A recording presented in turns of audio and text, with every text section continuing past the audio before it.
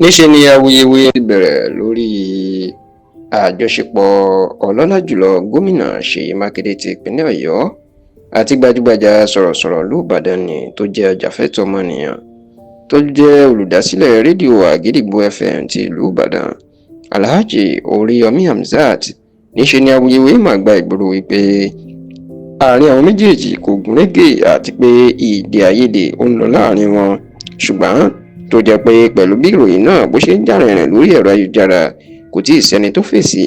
láàrin gómìnà Ṣèyí Mákindé àti Alhaji Oríyọmí Hamzat. ẹ̀rọ ti wípé tẹ́lẹ̀ àjọṣepọ̀ gidi ló wà láàrin Oríyọmí Hamzat àti gómìnà Ṣèyí Mákindé. kódà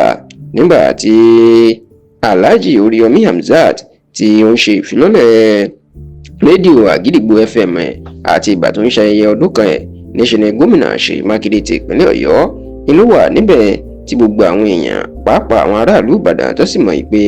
àjọṣepọ̀ gidi àti ìbáṣepọ̀ gidi inú wà láàrin àwọn méjèèjì. ṣùgbọ́n tó jẹ́ pé nínú ọ̀sẹ̀ tí a wà yìí ní ìròyìn bẹ̀rẹ̀ sí ní máa jáde tó ń gbé kiri orí ẹ̀rọ ayélujára pé èdè àìyedè ó wà láàrin gómìnà Ṣèyí Mákindé àti Alhaji Oríyọmí Hamzat. kódà wọ́n jẹ́ kó dé mọ̀ pé àjọṣepọ̀ àwọn méjèèjì kò gúnrégé mọ́, kò sì dàbí ti ìgbà kan mọ́. ṣùgbọ́n ìdí tí wọ́n fi ní ìjà tó ṣẹlẹ̀ láàrin àwọn méjèèjì ni ò tí ì yé ẹnikẹ́ni, ṣùgbọ́n tán ní ọ̀rọ̀ tí Alhaji Oríyọmí Hamzat tó ṣẹ̀ṣẹ̀ sọ láìpẹ́ yìí yan àṣírí tó tú. iná ló jẹ́ káwọn èèyàn fura pé ó dàbí pé ìjà wà láàrin wọn lóòótọ́, gẹ́gẹ́ bá ṣe ti ń gbé kiri láti bí ọ̀sẹ̀ mélòó kan sẹ́yìn. ẹ rántí pé láìpẹ́ yìí ní Alhaji Oríyọmí Hamzat ló ṣe ìrántí ìṣẹ̀lẹ̀ tó ṣẹlẹ̀ sí ní ọdún 2024, èyí olóṣù kejìlá ọdún 2024, nígbà tí àwọn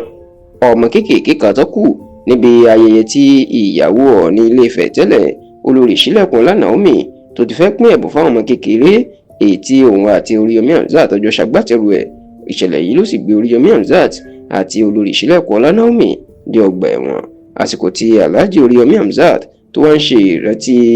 ìṣẹ̀lẹ̀ yìí ló jẹ́ kó dìímọ̀ pé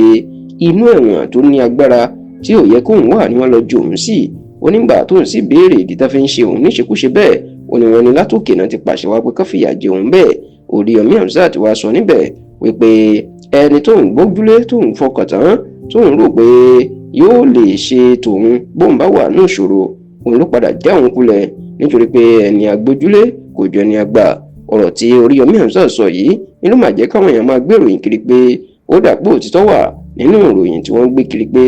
ìjà wà láàrin wọn àti Ṣèyí Mákindé. wọn ló ṣeéṣe kó yẹ pé gómìnà ìlú ń bá pẹ́ni tó ń gbójúlé tó ń ṣiṣẹ́ fún látọjọ́ yìí ó já òun kulẹ̀ lásìkò tó ń nílò ẹ̀. ṣùgbọ́n dásìkò tá a ṣàkójọpọ̀ ròyìn yìí àti Oríyọmí Hamzat ni o àti gómìnà Ṣèyí Mákindé ni o, kò sẹ́ni tó sọ̀rọ̀ lórí ọ̀rọ̀ tó ń jà rìnrìn kiri yìí.